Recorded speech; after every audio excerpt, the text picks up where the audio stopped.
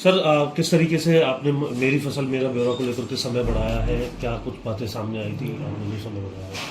देखो, जहाँ भी बाढ़ से क्षति हुई है, चाहे फसलों की, किसानों के फसलों की क्षति हुई है या नुकसान हुआ है, या किसी के घरों का नुकसान हुआ है, किसी के घर में कोई सामान था उसका कोई नुकसान हुआ है, या किसी के पशु का कोई नुकसान हुआ है, सबके लिए क्षतिपूर्ति पोर्टल पर रजिस्ट्रेशन कराकर उनकी पूरी भरपाई की जाएगी। हमारे मुख्यमंत्री जी ने सभी हमारे मंत्रियों के साथ एक बैठक ली थी और सब जो भी जहाँ पर जिस जिले क्षेत्र में जिस जिले में बाढ़ से नुकसान हुआ है सबकी लिए एक बार प्री मीटिंग करके सबको आदेश दिए हैं, अधिकारियों को, डीसीज को, कि भाई किसी को भी कोई दिक्कत ना आए और सबकी जो भी नुकसान हुआ उसकी भरपाई और पूरी और समय से और जल्दी की जाए। पंजीकरण को लेकर भी तारीखें एक्सटेंड की गई हैं मेरी फसल मेरा ब्यौरा पोर्टल पर, क्या है सर उस पर?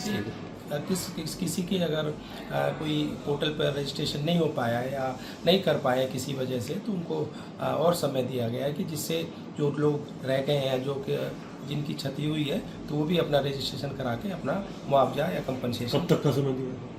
अभी ये 15 सितंबर तक का समय दिया, और अगर इससे आगे भी अगर कोई जरूरत पड़ेगी तो आगे भी समय दिया जाएगा। किसी को भी कोई भी हम नहीं चाहते कि कोई किसी की नुकसान हुआ है तो उसकी वो रह जाए रजिस्ट्रेशन से, उसकी भरपाई पूरी होनी चाहिए। भूपेंद्र हुड्डा भी बाढ़ग्रस्त इलाकों में गए हैं, कह रहे हैं 11 शहर इसकी चपेट में। सरकार जो किसानों को मुआवजा दे रही है वो मजाक है, इस तरीके से मुआवजा देने की बात जो सरकार कर रही है। सबसे पहले भी इनकी सरकारें जब भी रही हैं तो आपको पता होगा कितना मुआवजा ये लोग 100 रुपये का चेक, 50 रुपये का चेक दिया करते थे, और आज हम जो हैं किस तरह से साथ के साथ मुआवजा मिलता है। पहले कितना समय लगता था, गिरदावरी होती थी, पटवारी जाता था, अब कोई गिरदावरी या कोई पटवारी की कोई ज़रूरत नहीं है। कोई भी आदमी अपने पोर्टल पर जाकर रजिस्ट्रेशन करा सकता है और साथ के साथ उसका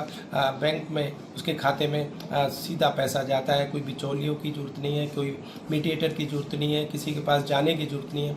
रजिस्ट्रेशन कराने के बाद आपका मुआवजे का पैसा सीधा आपके खाते में आता है। आपने अभी डीएफसीज की भी मीटिंग ली है सर, क्या विषय था उसको लेकर? एक प्रिक्योरमेंट, जो पैडी की प्रिक्योरमेंट होनी है, उसके लिए हमारे सारे डीएफसीज और हमारे एफसीआई के अधिकारी, हमारे वेयर हाउस के अधिकारियों के साथ एक बैठक ली है कि भी किसी तरह से किसान को कोई दिक्कत ना आए, चाहे सफाई से लेकर मंडियों की निरीक्षण करना, मंडियों का पानी की सुविधा हो, बिजली की सुविधा हो, यातायात में कोई बाधा ना आए, जाम ना लगे, उनको 72 घंटे में उनका लोडिंग हो सके और 72 घंटे में उनके खाते में सीधा उनका पैसा जाए। तो इस तरह से एक बैठक हमने सभी अधिकारियों के साथ ली है जिससे किसानों को कोई दिक्कत ना आए। डिपो होल्डर्स को लेकर के भी कुछ आपने फैसला किया है हाल ही में? हाँ, डिपो होल्डर्स का भी फैसला किया है। अगर कभी किसी वजह से शिकायत पर किसी डिपो की सप्लाई को सस्पेंड किया जाता है या टर्मिनेट किया जाता है, तो उसकी सप्लाई बिल्कुल जो उसका नियरेस्ट, जो नज़दीक में डिपो होल्डर है, उसको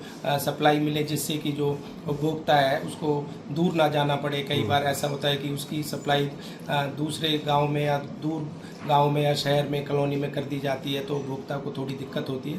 तो हमने ये निर्देश दिए हैं कि भाई इसको एक पॉलिसी बना दिया जाए कि भाई किसी भी डिपो होल्डर की अगर कोई सप्लाई बंद हो तो उसका जो सबसे नज़दीक डिपो होगा उसी पे उसकी सप्लाई को अटैच किया जाए। नए डिपो भी दे रहे हैं कुछ महिलाओं के लिए? नए डिपो के लिए बात चल रही है और जल्दी नए डिपो अलॉट होंगे, क्योंकि बहुत समय से कोई डिपो नए अलॉट नहीं हुए, और जो डिपो सस्पेंड कर जिनकी सप्लाई बंद हो गई है, जो टर्मिनेट हो गए हैं, तो उसकी वजह से जो दिक्कत आती है कि जो अटैचमेंट की जाती है दूसरे डिपो होल्डर्स पे, उनकी सप्लाई या उनके कार्ड्स का बहुत ज़्यादा हो जाते हैं, उपभोक्ता बहुत ज़्यादा हो जाते हैं, उसकी वजह से जो उपभोक्ताओं को समय लगता है देरी से लाइन में लगकर, तो इसलिए हम नए डिपो जल्दी अलॉट नहीं करने जा रहे हैं। महिलाओं को उसमें आरक्षण? हाँ, बिल्कुल दिया जाएगा महिलाओं को। कितने परसेंट है? 33% तक आरक्षण की उम्मीद है। सीएम साहब ने ये अभी कहा है, और बाकी जल्दी इस पे सारा पूरा एक प्रोसीजर जो हमारा चल रहा है वो चल जाएगा। एक मिलर्स से भी आपने मुलाकात की, राइस मिलर्स से, उसका क्या? राइस मिलर्स की कुछ मांगे थी, तो उसके लिए हमने सभी अधिकारी, हमारे CS, हमारे डायरेक्टर, हमारे अरुण गुप्ता जी, सारे अधिकारियों के साथ बैठकर एक बैठक की है, और जो उनकी मांगे थी उनको एक कहा है कि भाई CM साहब से बात करके उनको सबको दूर किया जाएगा और उनका समाधान किया जाएगा। तो उन पे कुछ चार्ज लग रहा था वो भी माफ किया हाँ, है? होल्डिंग चार्ज वगैरह जो उन पे लग रहा था उस पर बात हुई है और उनका होल्डिंग चार्ज हम हटाएंगे। Thank you so much.